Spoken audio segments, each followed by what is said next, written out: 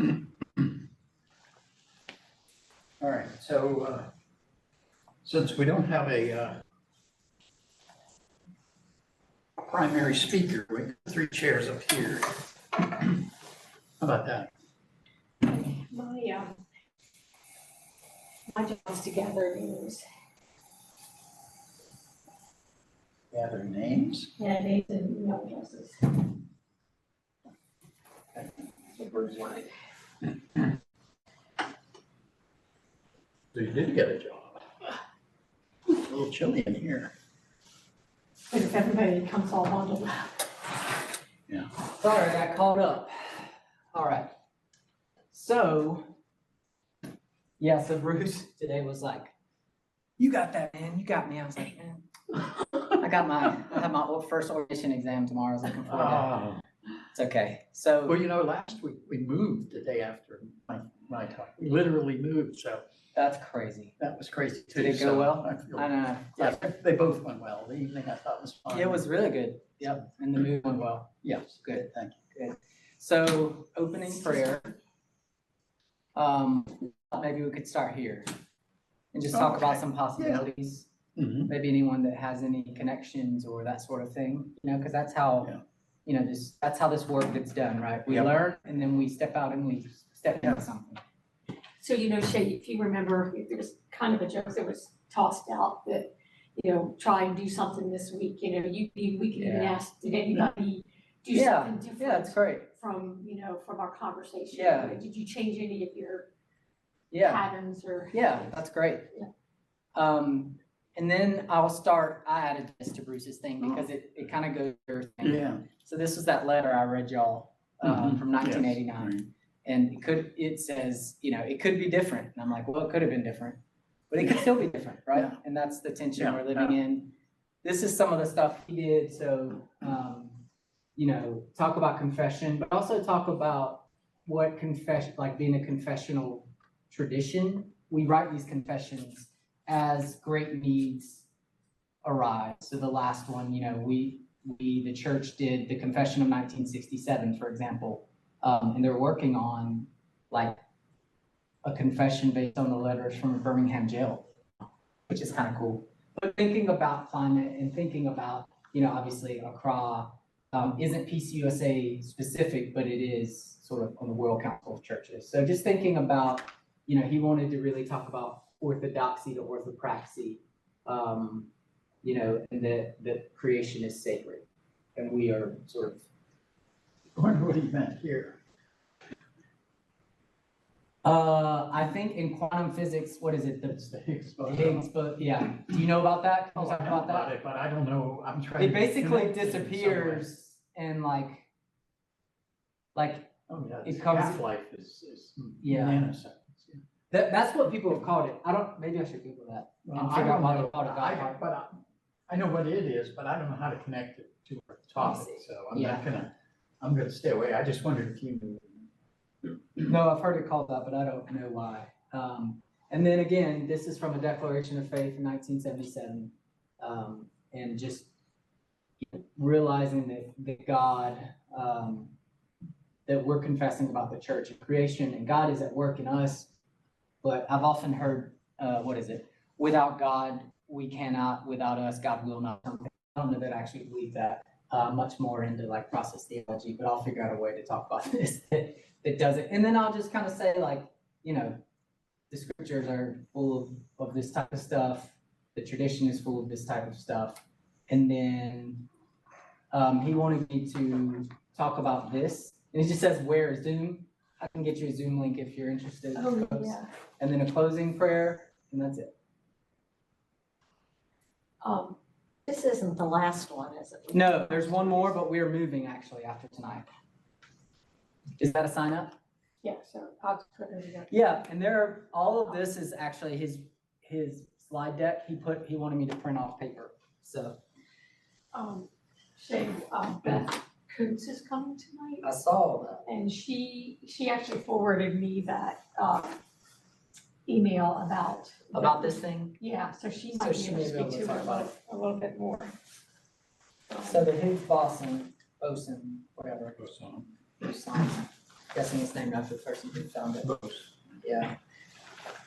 Let's see. I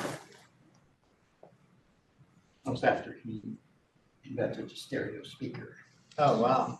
I'm just Very- kidding about it. Oh, Just that's saying, funny. That's funny. Not the same guy. Might be a credit for that. Let's see.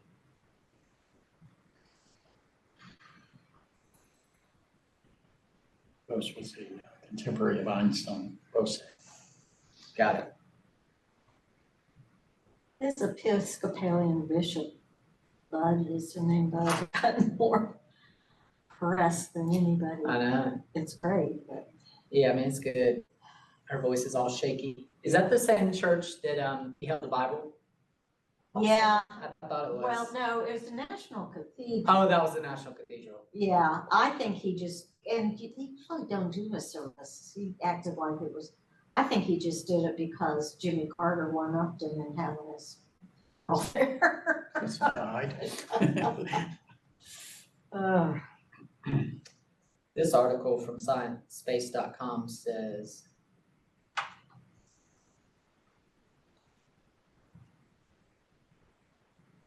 I think suppose that this was the original name, but then they changed it to this one. That's hilarious. Oh, yeah, that's good. Yeah, Good to change it. yeah. Yeah, I don't think it probably had too much There was a lot of religious significance. I would think so. Yeah. You know, I think it was, People often try to do that stuff. yeah. That and the, what's it, the in your body lamelin or whatever, you know, like it's an important, and it looks like a cross, and so people are like, oh, have you seen laminin? And I'm like, a lot of things look like cross. Also, What are we supposed to sign up for the outdoor ministry? Well, it's just, we want to just collect names of people who've been here, so if we want Oh, let me to sign send up. information, if Shay wants to forward the, presentations.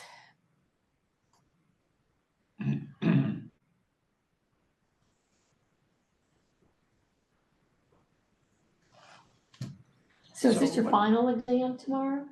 this is the first of the 4 final Okay. ordination exams. And this is, you'll take it remotely, is that how it's done? It's online. I'm gonna go to this seminary and like be in Are the you still library. going to school? I have, this is my last semester. I thought you were done. No, I am done, but I'm not, But you're not finished. I'm done, but I'm not finished. Finished in the sense of, I would fold this sucker up, but it's very All of hard that. to get it Back, right? back right. Yeah, to your height. Come on. So she was serious about going on this walk tonight. yeah, I was, I got bad news. I was ready. Yeah. Well, thank you for. I taking think, it should I seriously. put on my hat and gloves and offer when everybody comes well, I have in? hat gloves and I'm ready. Well, we can go down, Andy said, come on down, What time do you think they'll be there? 7:15, 7. Well, Down there, So we were gonna put a fire down in the landing, in the fire pit.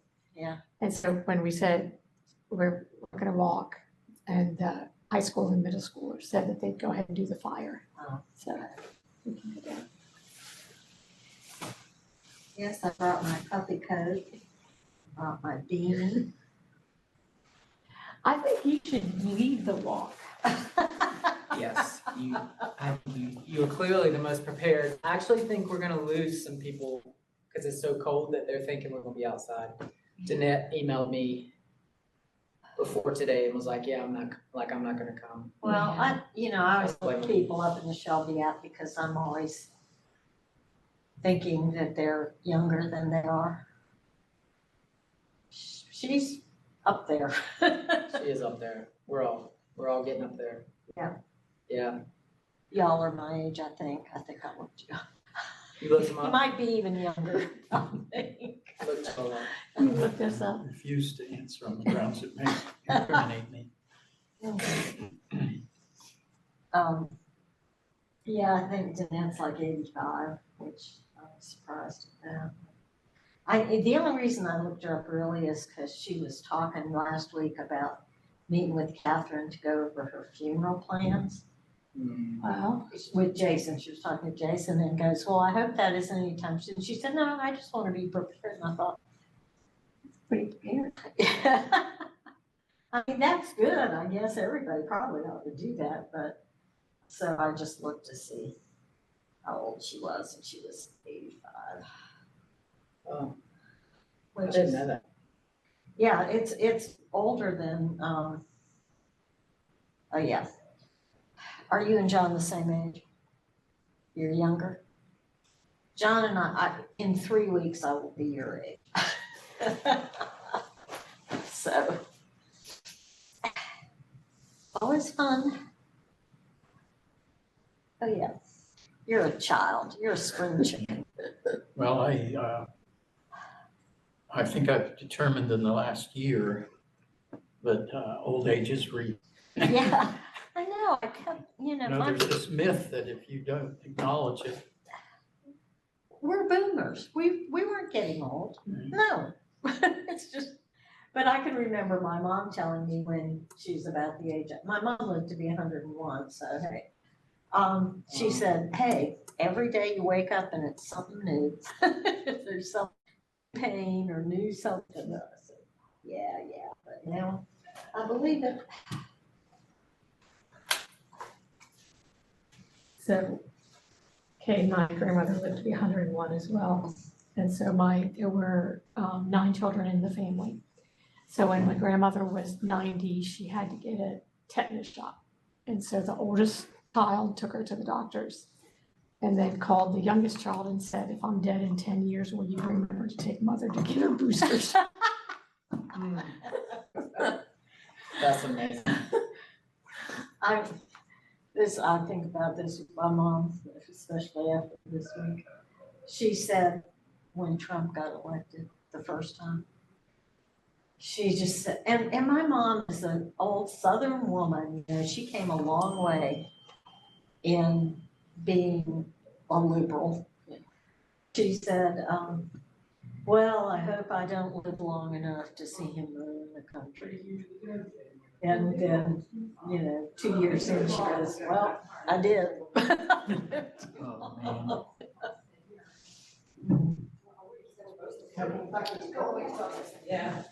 Yeah, Monday was a hard day. Yeah. It's a really hard day. Just all the things I that. watched the Great British Baking Show on TV. That was smart. I love that show. Hello. Hi. Hello. Welcome. I'd like to go on record and say, if Bruce thinks we're going outside, he's a dead man.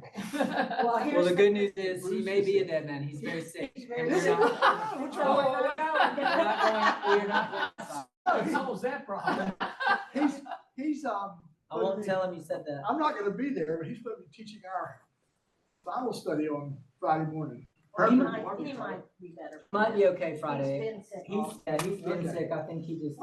Food going around or something. He sent this thing out today with instructions You're ready. I have on what he's my gonna talk gloves about on Friday morning. Uh-huh. I'm ready too. Yeah. Just gotta- I'm very happy not to go outside.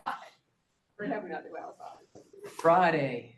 We'll sit here. It says people in the waiting room. I wasn't aware that we published this link. You're getting admitted. Well, how was the move? It went really well, thank you. Very, very well. We have just like 2 boxes left. Nice commute to the church too. Amazing. Yeah, well, so What was that? Nice commute to the church. It is, yeah.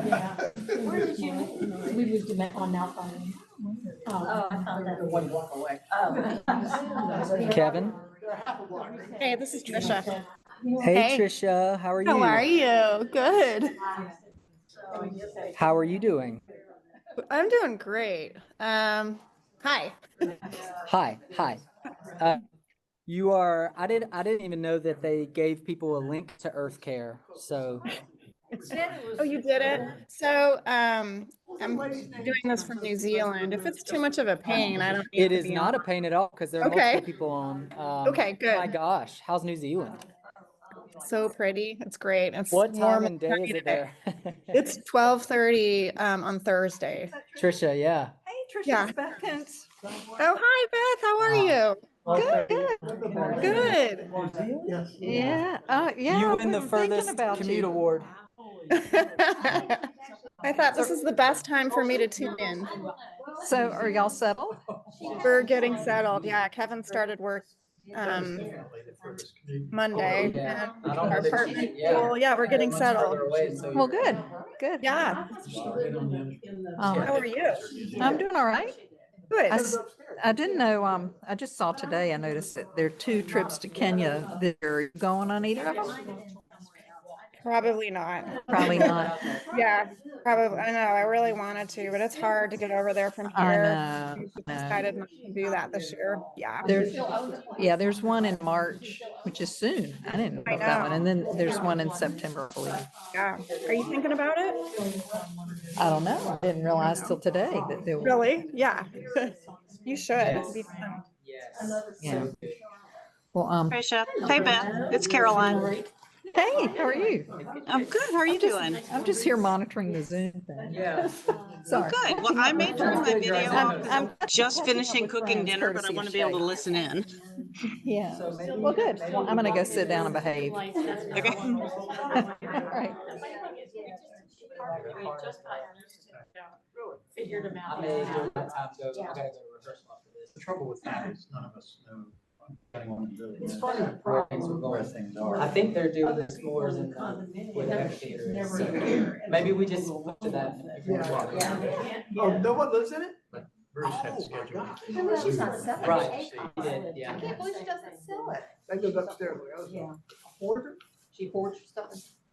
Oh, I have no idea. That's crazy. Yeah, listen, there are a lot of those people we don't know about. Give everybody maybe 2 more minutes. Close a The hoarder. late stragglers. I know Clark and Rachel are out of town. I think Bruce is faking his illness. Danette's not coming because it's. I think he didn't want to go outside. Is that Exactly. why? He didn't want to wimp out and look bad. He didn't want to face us, so he's faking his illness. That's it. Playing hooky. I will send him a note about that. Do it.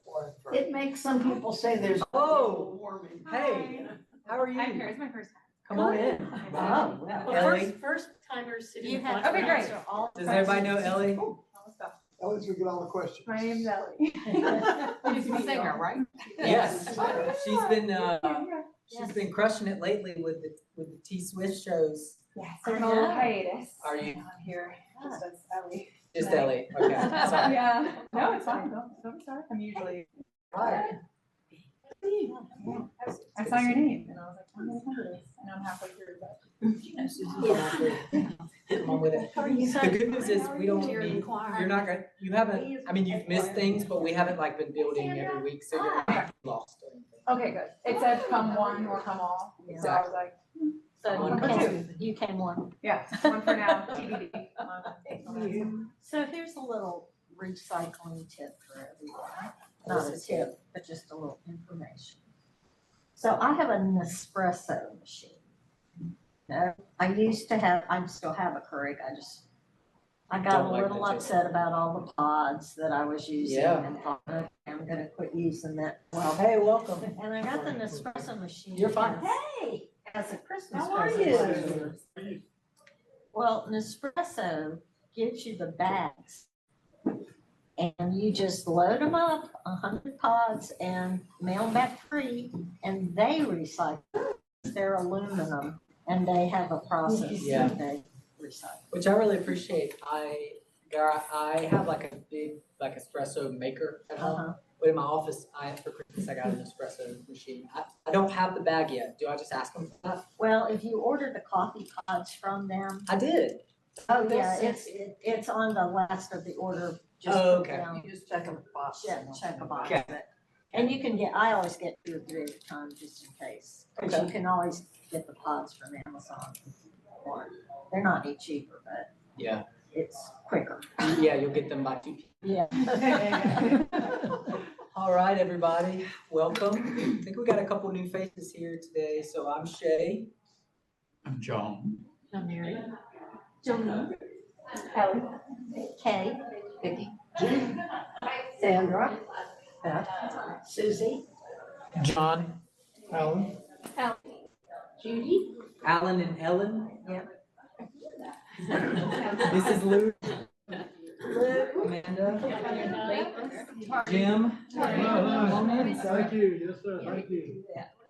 to which I want to say Annette Hello. You guys sit outside, huh? You're not.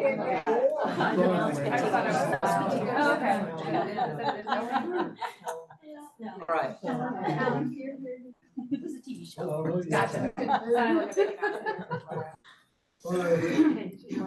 All right. Wait.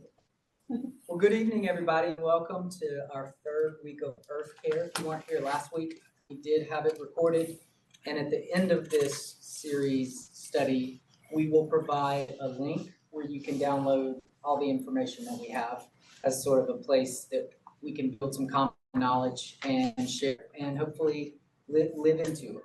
It's a big challenge, but I think it's urgent, and I think as people of faith, this is important. You look like you want to So say if something. you, Jean, would you mind Yeah. grabbing that clipboard and maybe start to pass that around? Yep, so there's a clipboard there, and we'll if make you sure. put your email down, we're not gonna sell your information, but this would just be for outdoor ministry. For any outdoor ministry, any upcoming events or opportunities to serve and grow. And just, I hope that this is one of many conversations that we'll have. Last week, John did such a brilliant job looking at energy and the science with his MIT background. What is that again? It stands for, I'm messing with you. I'm messing with you. Yeah, everyone I talk to is like, he went to MIT. I'm like, yeah, he's smart. I did not know that. I don't know what I'm doing here. My but- great nephew's on the waiting list. Well, he's not, he got accepted to Purdue, but he really wants to. I never heard that John actually graduated from there. We just started showing up. He went there one, it's like everyone that goes and buys the Harvard sweatshirt, I was there. Didn't really go to Harvard. Been to the bookstore. Yeah, been to the bookstore. Spent too much money on He was the. talking about his professor last week. I think he's making that up. Well, we're gonna get started tonight. We'll start with prayer, but before we do, I wanna say a couple things. One, Bruce is not feeling well. And so I learned this afternoon that I will be riffing on his notes. So my sort of tweak in that is that we'll have more conversation. And we're gonna start where we ended last week. This is dying, so give me a second. Is the outdoor part coming first or something? So Or not at all. Not at all. Dang. So Bruce was gonna lead us through a walk outside and So sorry, please stop it. yeah.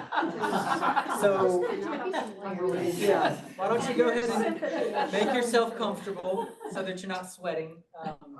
At the end of our time, we may finish a few minutes early, and I think if you want, the kids have commandeered that space now, and I think they're making s'mores down there. So down in the little amphitheater area, just be careful, there is lots of ice and other things. So just watch where you're walking. I think it actually worked out that we're not going on a walk tonight. It's really, really cold. So be careful, take care, stay warm. We got one more week of this, and we're actually gonna move over to 203 for our final week, okay? So 203 is just right across the way here. I think the anxious generation is gonna need this room because they had so many people last time. They were overflowing when the kids did their little panel. And the last thing I'll say is, over there's a stack of papers. You don't need them now, but they're actually the notes from tonight that Bruce wanted to share with you all because this is actually part of he called it a compendium. He has been doing some theology and thinking about earth care and environmental crises and things for years. And so it's really a list of some really wonderful quotes, resources, books, and all of that from our tradition, from outside of the tradition, but some really, if you're looking in particular for conversations that are faith and environment, I think tonight you're gonna get some good stuff. And again, this is just the beginning of the conversation. So with that said, why don't we pray, and then we're gonna go back to the last slide where we ended with John last week and begin our conversation there. So can everyone see that?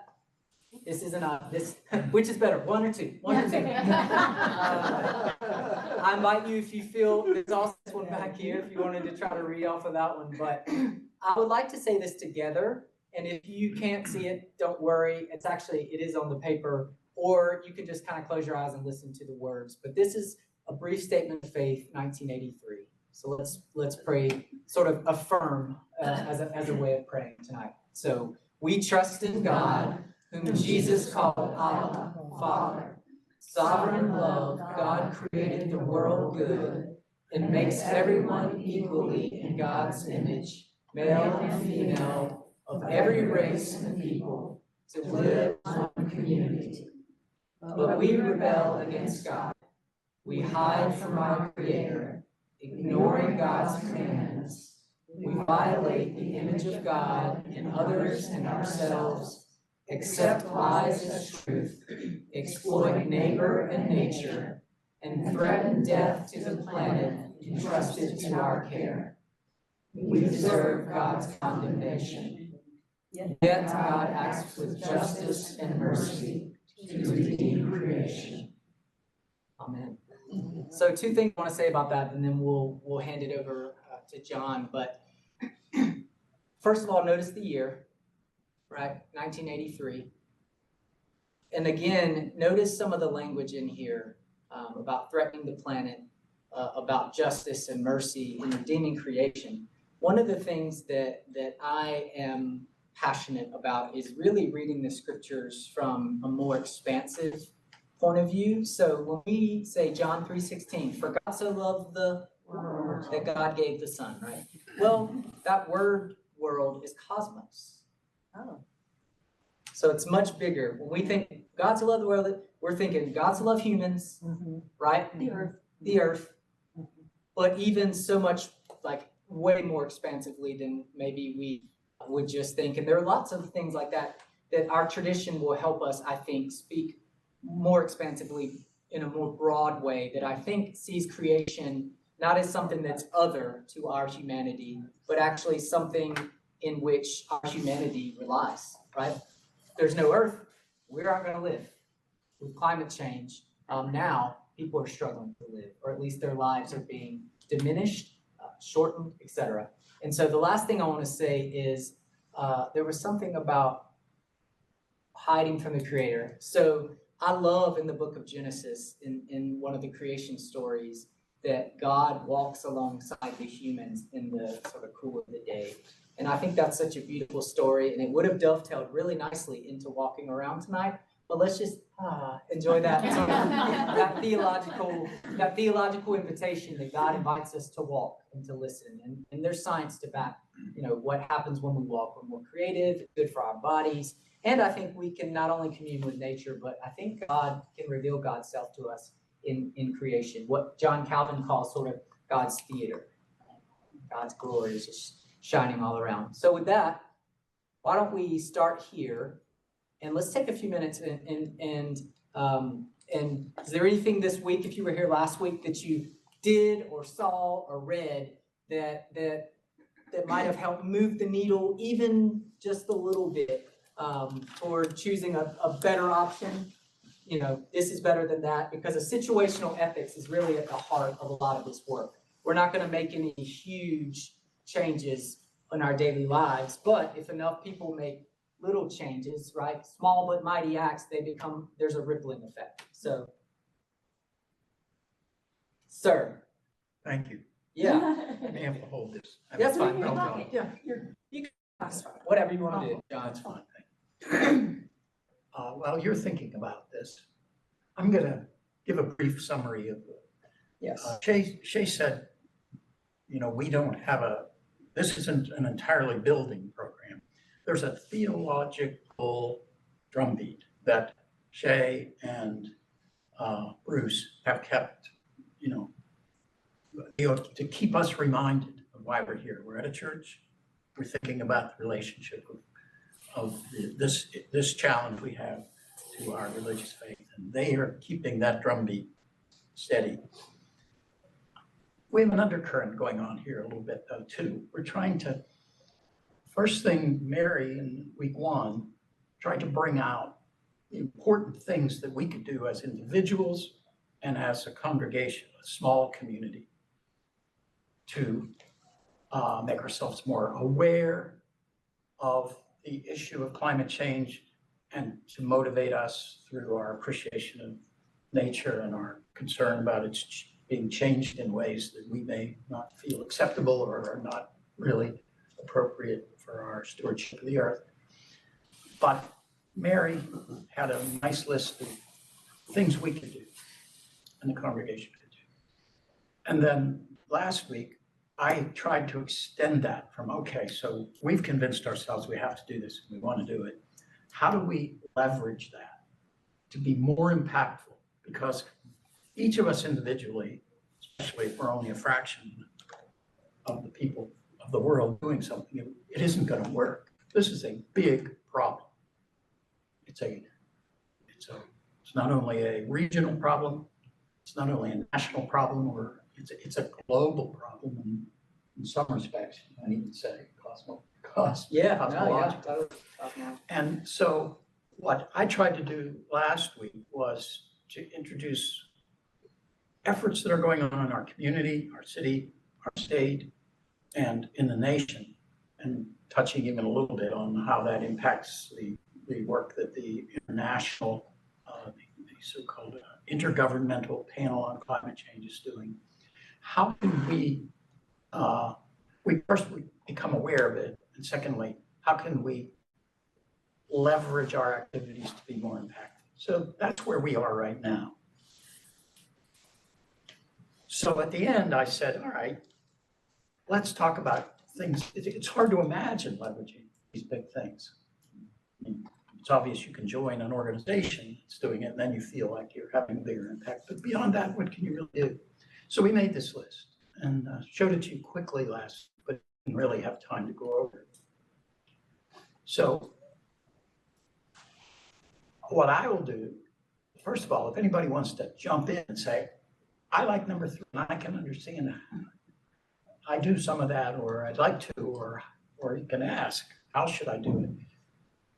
But when there's silent periods, I'll intersperse some of my ideas on it. So does anyone like to start? Well, I'll kind of go back to what someone said just a few minutes ago. I can't remember if it was you or Shay, that these are pretty minuscule, really small steps that will not matter with a whit, as long as our government is disavowing that we have an issue. And there was a presidential order today that came out that said we're dropping out of the Paris Accords. This doesn't exist as a problem. So the most important thing to do is vote and get a lot of other people to vote. And if we don't do that, we're doomed. It's important. Yeah. When President Trump dropped out of the Paris Accord the first time, he didn't do it immediately, so it wasn't as impactful because there's a time frame. You don't get out right away. Yeah, I think it is. Yeah, a year. So it wasn't so impactful. But what happened is there were many cities that rallied and got together and announced that we are participating as though we are still members. And so hopefully there'll be that groundswell. And that is a way to leverage that, to say, we may have elected this man and he may have the rights to do this, but he doesn't have our hearts. We still believe and we're still going to do it.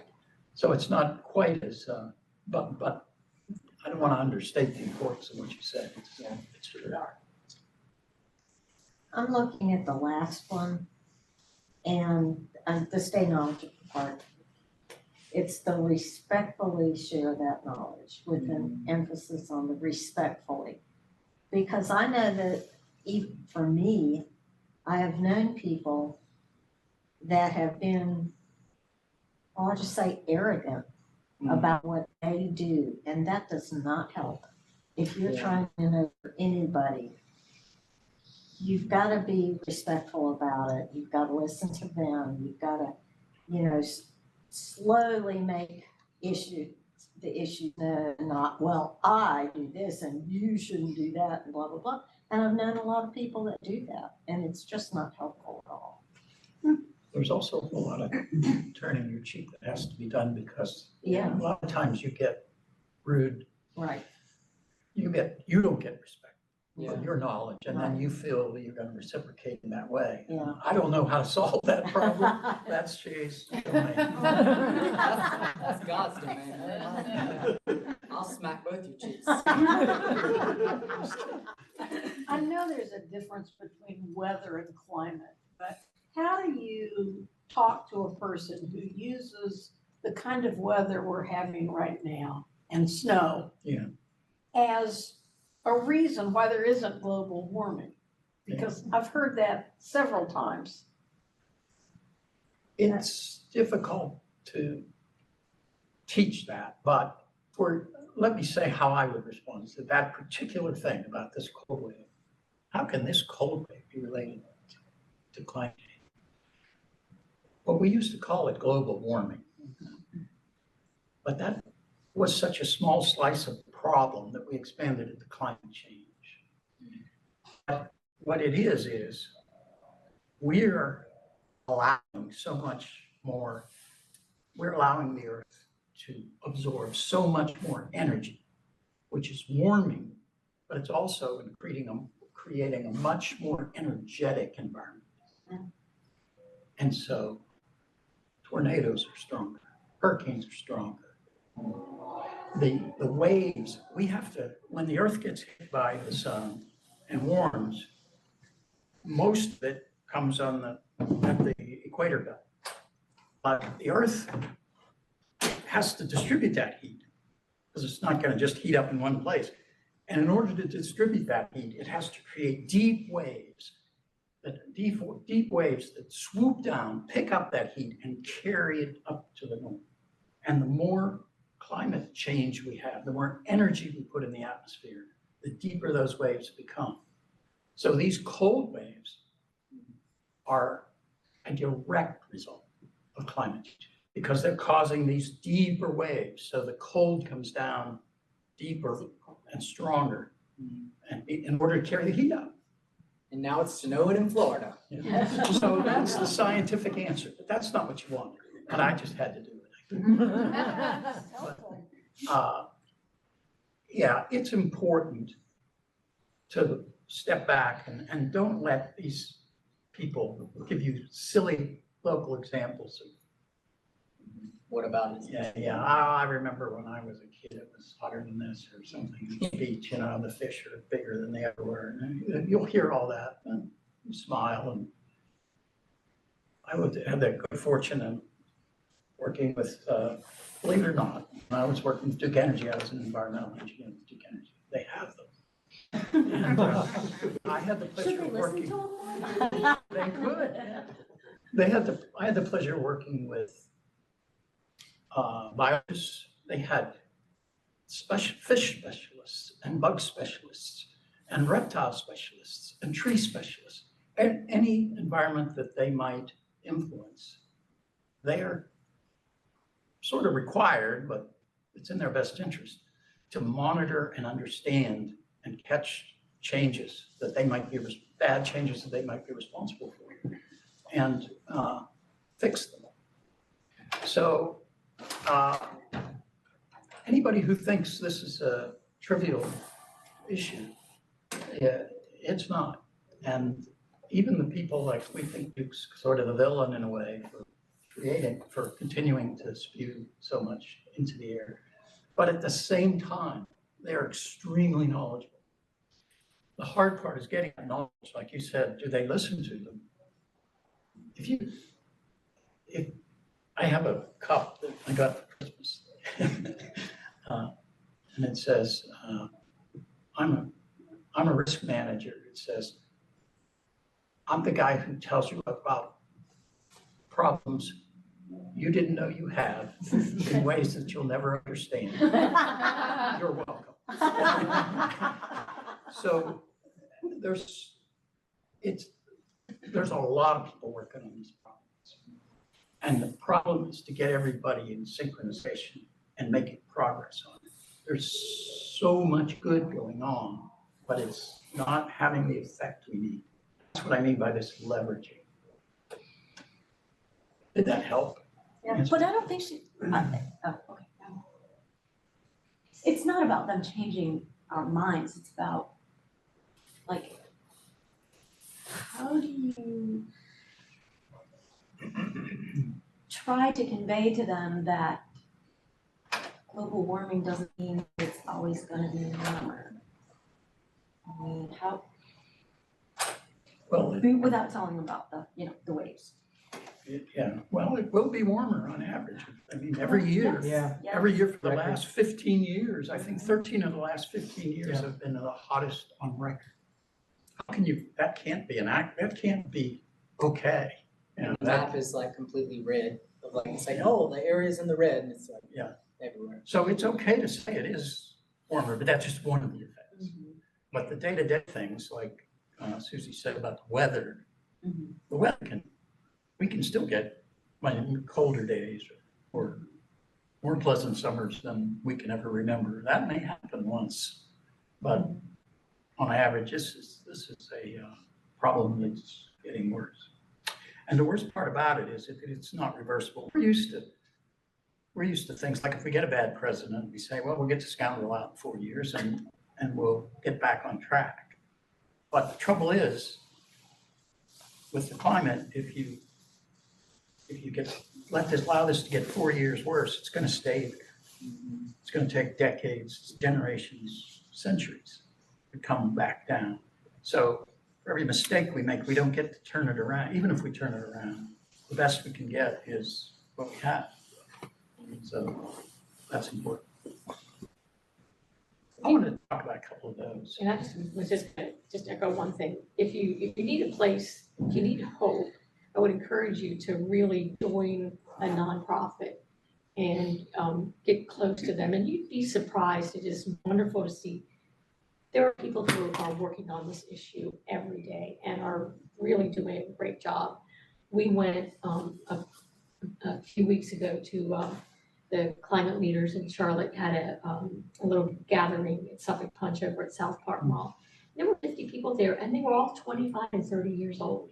I mean, and they're doing really cool things. They're working on, food desert issues on West Boulevard and, really interesting projects. And so, one place, on Earth Day this year, if you want to just go to the Earth Day celebration in Charlotte and you'll really have hope in doing that because there's so many people doing these things. That's in April. It's on Easter this year, which is interesting. It's on Easter. Huh?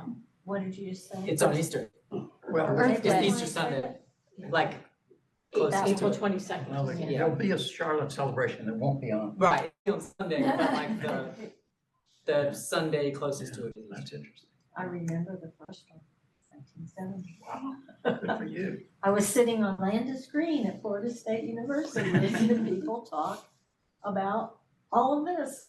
And how long ago was that? I thought you could tell us you were 91. Well, I was, but hey. Very smart for her age. I want to tell you about one of the things up there that may look like not much, but the first one. Mentor a young person who aspires to work in sustainability. Mary and I had the privilege last summer of hearing Bill McKibben, who is a famous environmentalist. And he was spending a couple days at Chautauqua Institution, and he did a lecture type thing, and then he did a number of smaller events. One of the things that he was working with, another individual, is they took a number of young high school and college age students from the New York area, from the Chautauqua, New York area, and they paired them up with people who were doing environmental work in the community. Some of them were professionals, but some of them were just volunteers who knew a lot and were they paired them up one-on-one, one youth with one person. And the older people were experienced, they didn't want 25-year-old mentoring 20-year-old because the idea is to appreciate the difference in the perspectives of the generations. And then they allowed those people to work for several months together. meeting each other. And the youth were people who, they wanted to become something, they were aspiring to some career that would help with the environment. It might be law, it might be engineering, it might be scientific, it might be oceanography, but it was something that they had a passion to do that, to learn that. And they paired them up with this generation.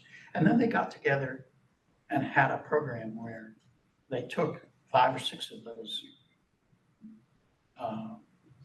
matchings, and they had a professional interviewer interview them and ask, what did you learn from her? What did you learn from him? Both directions, not just the young learning from the old, but what did the older person learn that's important to the young person? And what are their major concerns and so forth? And it was so motivating. And I thought to myself, now that's leveraging, because you're helping a person who's got a lifetime ahead of them to fix this and has much more stake in it than an older person. So I thought that was great. And I really thought maybe we could do something like that in Charlotte. Or That would I be think nice. it's really, I like what Mary said about, like, if you want hope, see how these young people are working. Yeah. I need hope.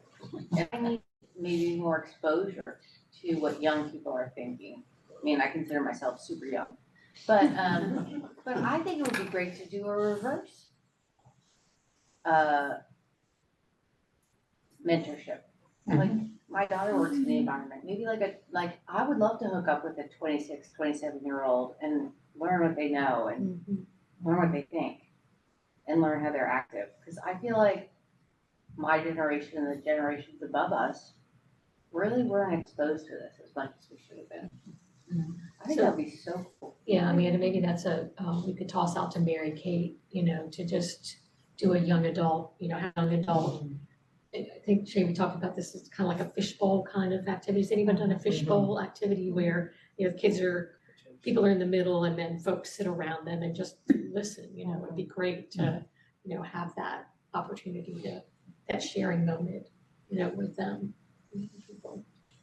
Can I just say one thing about Bill McKibben? Some of you, anyway, he has started this movement. It's called Third Wave, and it's for older individuals who are really advocates for climate change, work on climate change. And so he actually, the day he spoke, he had just gotten out of jail a few days earlier from doing a protest at the World Bank in Washington, D.C. And what they have done is that since they've gotten older, they've decided that sit-ins were too hard to do because you could sit down, but you can't get up. As an older individual, so he went to Lowe's or Home Depot and he had all these rocking chairs. And so they sat on the plaza of the World Bank in these rocking chairs, and that's how they did their protest. What are local nonprofits that you would recommend? So Sustain Charlotte is fabulous. Sustain Charlotte focuses on transportation issues, but they are deeply involved. Yeah. They're very good at it. And if you know Lauren Sawyer, she's connected with Sustain Charlotte. Trees, Charlotte is another one. You've got the list of longer people that are. What about the Catawba River? Catawba River, yeah. Yeah, they haven't, they've been focused more on their immediate concern, but they are a good organization. But they haven't participated so much on the bigger problem. There's a bike program that's, really big. Even if you just log on to the City of Charlotte CAP program, and you'll just find a whole list of folks who are attached to that as well. Do y'all know the Innovation Barn? Mm-hmm. Like some of their, recycling and doing different things in places. Like some of it takes a little bit of effort. We get those takeout plastic containers, and they'll recycle those there. So just little, because if you throw them in the recycle, normally they're not getting recycled. Lou? It's just so frustrating to me to have a heart with it, but I don't feel like what I'm doing, I don't think is is it all helping? Okay, I'm so connected to plastic bags, it's ridiculous. And I mean, I don't mean a shopping bag necessarily, I mean just the Ziploc kind. And, you know, they're just useful. So I don't, but I started, after you said you might want us to think about what we're actually doing. So the city set out what they actually recycle, which is so little. So I started, because I've been throwing everything at them. And they probably just throw all my stuff in the garbage. Yeah. But I started, okay, I'm gonna just put in the bag what they say they recycle. But we don't even do aluminum anymore. I mean, we do the cans, but I mean, an aluminum plate or anything. I mean, there's just so much we don't recycle. Is there a reason? Is this what happened when China didn't want our recycling anymore? Yes. Yeah, that's part of it. It's just, it's all about the cost benefit, you know? They got a spreadsheet, and if it doesn't pay, they throw it away. And every jurisdiction is different. You go to like the mountains of Colorado, years and years ago, I remember we used to be able to recycle all kinds of things, and now they are just so narrow what you can recycle. About 4 different kinds of things, and that's it. Everything else goes in the dump. And you come to Charlotte and you can recycle, but it might not be the same things you can recycle there. Yeah. Because Confusing. I've been to like 2 recycling meetings from the city of Charlotte in the last 2 or 3 years. And the problem is, if you throw everything in there, they have to pay, it slows them down because they have to weed it out. So in a lot of ways, it's really better if you just throw it in the garbage rather than put it in recycling and slow them down with what they do. Like the plastic flower pots, it doesn't matter if it has the little symbol on the bottom. Yeah. If they can't do it, they can't do it. So you really have to pay attention to what you can put in there. But you know what, It's so little. you know what the it's so biggest little. thing we can do? What? Don't use the stuff. Yeah, in the don't first use place. it to begin Yeah. with. Yeah, It's hard not to. yeah. how can you go to the Buy- grocery store? How can you go to the grocery store and buy lettuce? Not lettuce, that's not good. Berries. Eggs. Yeah, they got all these. You know, The only I- package you can get is the package that you can't recycle. That's Right, the I only mean, thing. even eggs are rarely in cardboard anymore. They're either in Yeah. styrofoam or that plastic Yeah. that you can't recycle. That's true. We can cut way back, but not Uh-huh. entirely. Yeah, We moved last week, I told people. And a year ago, we moved into an apartment, and then now we moved out. A year ago, when they moved us, they didn't use a lot of disposable wrappings. They wrapped things in blankets. mhm. This time, I was shocked. They have these huge rolls of plastic, and they wrap every piece of furniture with a mile of this plastic. Well, one of the reasons they do it is because it takes a lot of time, and they're charging you by the hour. Yeah, And the other reason, but it makes no sense if you're moving in town. If you're hauling that thing 1,000 miles and it's shaking against the finish on your furniture, when you get there, it's gonna be all rubbed up, but it's not necessary. If I would have seen them doing that, but I didn't, because I was on the other end, when I came in and saw they were doing that, I was appalled. We had, how many bags of that plastic that we just had to throw away? And so, Our carbon footprint was very bad last yeah, and even trying, it didn't work very well. I've heard that even if you go to like, what is it? Well, any of the grocery stores, like Publix or whatever, if you put your plastic bags there to be recycled, they just throw them out. Yeah. That's what I've heard. And it's the same, there's an Amazon drop-off place, is it a Fresh Market maybe? Target has one. Whole Foods. Whole Foods, yeah. yeah. They told me, they throw them out. Don't waste your time. You know, there's a lot of, well, in the resources we're gonna send, you can do like a little carbon footprint analysis, and it'll give you some ideas. But you know, there's never been more compostable stuff out there. Like recycling is important, but composting is also very, very important. It can be an opportunity to, you know, if you buy compostable stuff, then you know, you're kind of feeding things into a chain of reuse, basically. So we use Queen City Compost. They pick up we have a little push thing. And we compost a lot in our house because we don't eat meat or anything like that. So, and if you go to Trader Joe's, a lot of those, like if you buy mushrooms, a lot of you might have the cellophane on top or whatever, which is horrible, but a lot of the containers themselves, you can actually compost. And so just, you know, finding, again, these aren't 75% changes. These are 2%, 4% little tweaks that do make a difference. You know, we're using way too many like paper napkins and paper towels. So we got like the ones you can wash. You know, they go around a roll. They even make, they're horrible, but they make Ziploc bags that are like washable. They're terrible. But we just started using like glass Tupperware, you know. They have compostable plastic bags. Do they? Yeah.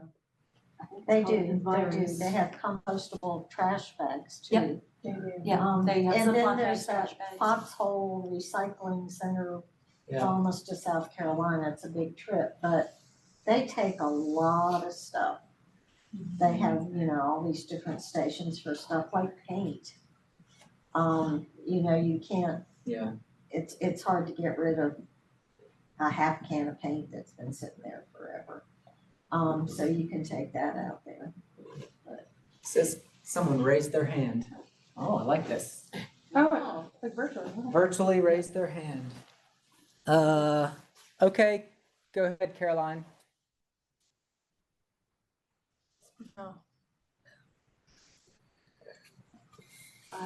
I think we may have lost them. Are you there? I am. I'm here. Hey, go ahead. No, the one thing I keep listening, everybody is just, I wish I could be there tonight with you all, but I don't know what we've done in Sunday school, but as a retired teacher, I know that we would teach an entire unit on recycling and reduce, reuse, repurpose, rethink, all that. And it was amazing how impactful those little 5-year-olds could be and swaying and making, you know, changes in their own households once they became empowered and they learned about it.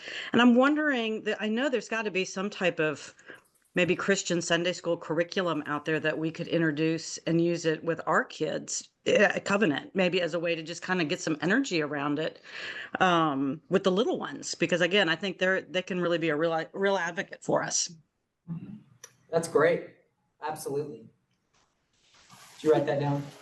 Okay. It's like locally, if public policy could just change, one of the biggest improvements could be from requirements for building structures, whether they were commercial or residential. And, I mean, I don't think that's something that's so terribly hard to do. I'm sure it increased cost. And then you always hear, well, it'll just increase the cost to the buyer. But in the long run, it probably reduces the cost to the buyer. And I saw an article online this past week that just kind of blew my mind, and it was talking about comparisons between the fires in Los Angeles County and Charlotte in the mountains. And it was saying, while the mountains are not so densely populated as LA is, many of the conditions were the same in terms of the forests and trees that surround everything. And in fact, the hurricane made it even worse because so many trees came down and they will dry out over time and just add to the underbrush. It made me sad, but then it made me even sadder when it said that the Home Builders Association of North Carolina had pushed through legislation a couple of years ago. You know, we never hear about anything like this, that made it so that counties that are in those mountainous areas could not impose any higher building standards for overgrowth around houses or using non-combustible materials. Well, it might be holding a buyer's cost down, but it's certainly not helping them any. So, I mean, I just wish things like that were more public, that was more monitoring, so you could say, wait a minute, are we learning something from what happened in LA? Or are we just doing everything we can to not put any more burden on any industry or individual? Or just kicking the well, unintended, kicking the can down the road, like, there is a cost to it, and you're gonna pay it one way or the other. It's just, are you paying it, or is it, 50 years from now, or is it, I mean, just being involved in a lot of that recovery work, how do you say to the man who's 90-year-old, who just wants his floor? Yeah. And he's like, I don't care if it's petroleum, I don't care if it's like cancer, giving to. Asbestos. He's like, I just want my floor back. Yeah. I don't know, it's a difficult Oh, balancing yeah. act. I mean, yes. Should people like in this room pay more? 100%. Yeah. But should the people who are desperate, I don't know.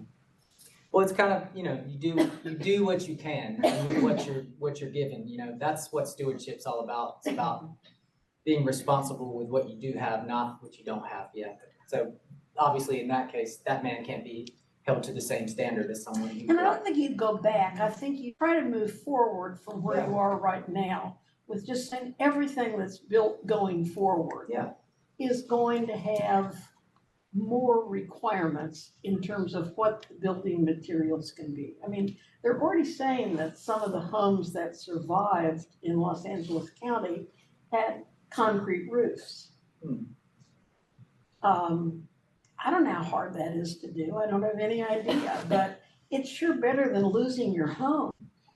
Yeah. Or how they say the Getty Museum, for instance. I think maybe we ought to do a class here sometime on kind of the intersection of capitalism and environment and religious thought and stewardship.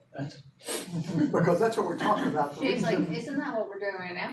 Oh, yeah, but the reason you can't solve these, well, one major reason you can't solve these problems is because of capitalism and the profit motive. And if a developer thinks he's gonna make a little less profit, he's not gonna do it. That's why all the streets in Charlotte, you can't get down them because the developers closed the streets to build buildings. They didn't use the full footprint and were required to, leave some space. leave the street open and leave some space on their property. They would do it, but you'll never get that because unless you incentivize or punish, it seems like those are the only ways that those sorts of. But people will adapt to the rules. For instance, if that means I've got to go an extra story or two up to get the number of units in, that's what I'll do. That's what I got to have to make it economically feasible. So over time, people adapt to the rules, but for some reason, we don't seem to be thinking long-term about these things. It's more about short-term. Yeah. What are you gonna say, Amanda? I was gonna say, it's easy to vilify the conflict between capitalism and environmentalism. Like, I think we all come down on the same side of that. But let's talk about the conflict between philanthropy and environmentalism. Like, we're trying to get people into affordable housing. So does that mean that we shouldn't use less expensive material? So I find that conflict way harder to process than capitalism. I'm like, oh, screw the developers. They should be punished. Sorry. But I can't say, screw the guy who just wants to have an affordable place to live. I don't know how to, maybe you can weigh in on that, Jay. Well, again, I think we're back to, sounds like we'll add to that list of topics and talk about ethics, what is, and in particular, situational ethics to think about, because that's a fair question. If you can do more by paying, by using more affordable materials and you can house more people, is that better than, so that's a question, and I'm neither a builder but I can point us to some good ethical frameworks to think about that. There was a great quote from Harry Truman. I don't know if you have ever read the oral autobiography that was done on him? No. And it was around the time of the Cuban Missile Crisis. Okay. And one of the interviewers asked him, can you comment on the situational ethics of the Cuban Missile Crisis? And he waited a moment and then he said, well, I just know when I was growing up, you couldn't modify ethics with anything. I love that. So remember last week, I started off with Bob Henderson's idea that our challenges are complex. And I said, scientists have worked on that and made it into a science, complexity. And two of the things I said were necessary to solve challenges that are complex is number one, you have to allow all the stakeholders a seat at the table. And that means the poor guy who can't afford his house. And that means this developer who's providing jobs and building the economy. They both get a seat at the table. He doesn't get it. I'm not pointing at you because you're one of them.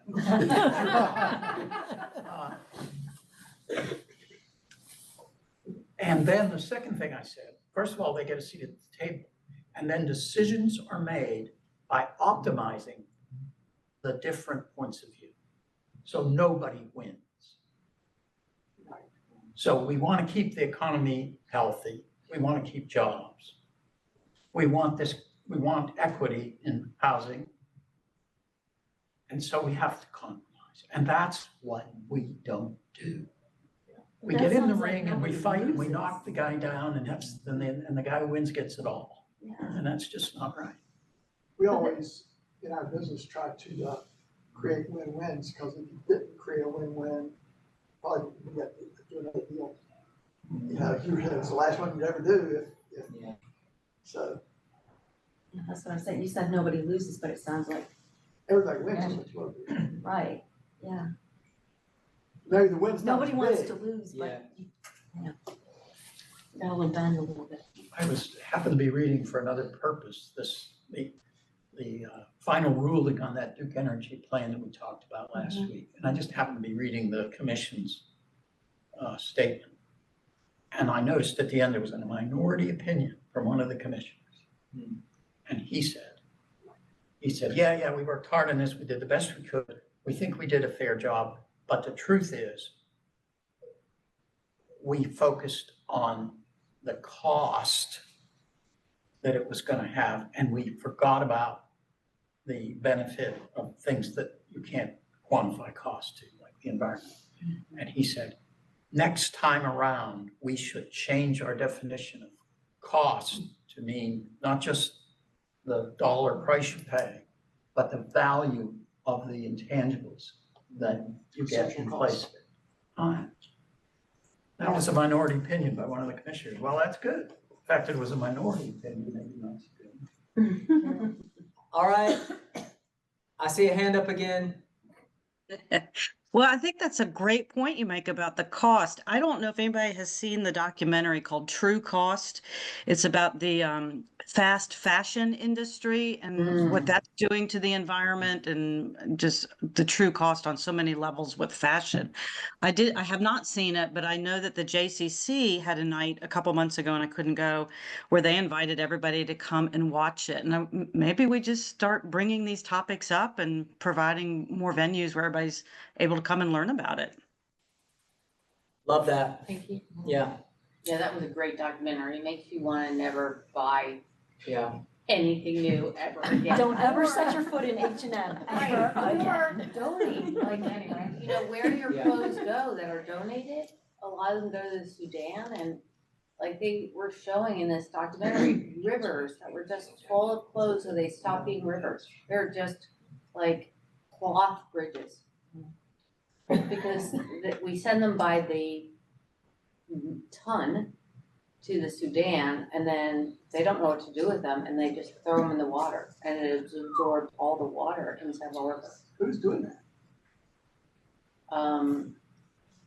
It's like a chain. Probably that developer. Let's keep blaming him. Everybody hates developers. Yeah, you gotta see these pictures. Probably a It's lawyer too. horrible. Okay, okay. Sorry. This is your show. I'm kidding, I'm kidding. All right, so let's pretend that we went through this. I'm actually You thought we were glad, gonna run short.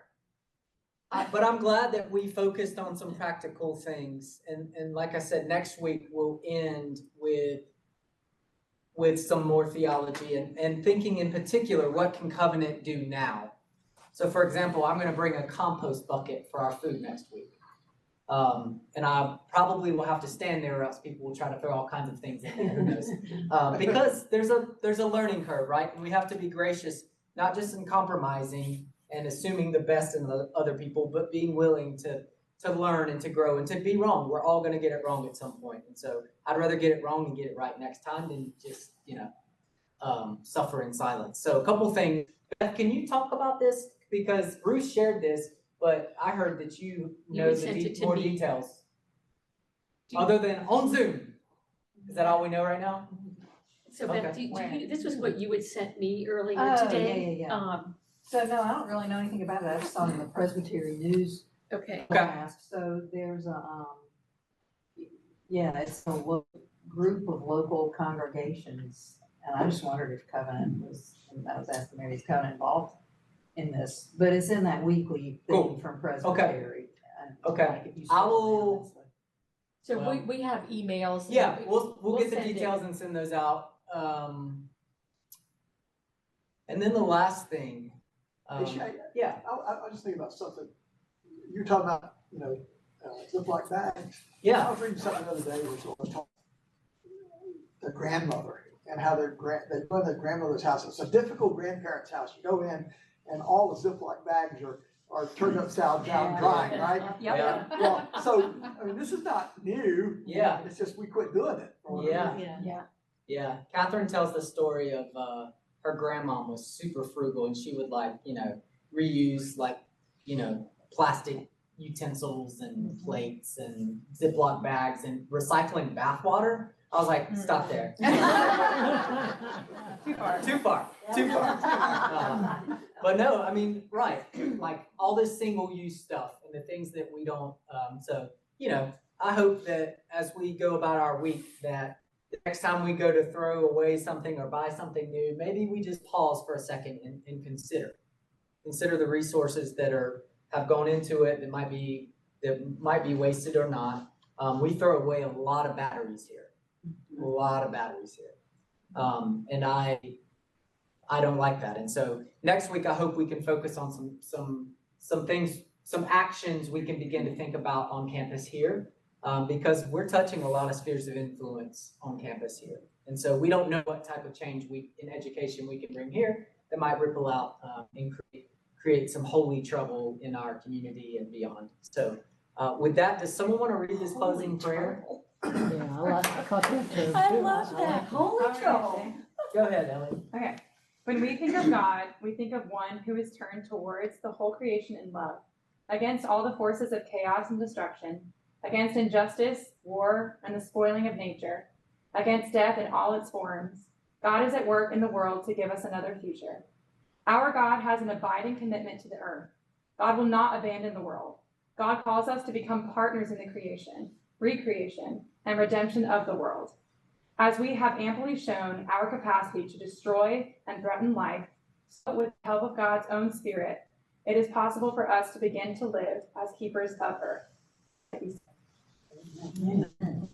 All right, y'all. Well, I mean, if anyone wants to go down to the landing, Yep. there's a fire out there is there. there's a